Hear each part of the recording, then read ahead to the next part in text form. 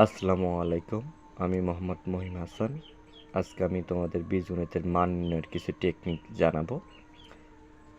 X plus one divided x সমান 3 হলে x square plus one divided x সমান কত হবে?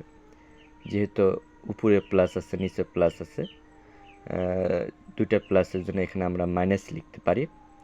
আর 3 এর পুরো বর্গ করলে 3 3কে 9, 9-এর ভেতর থেকে 2 বাদ দিলে 7 থাকবে। এখানে উত্তর হবে 7।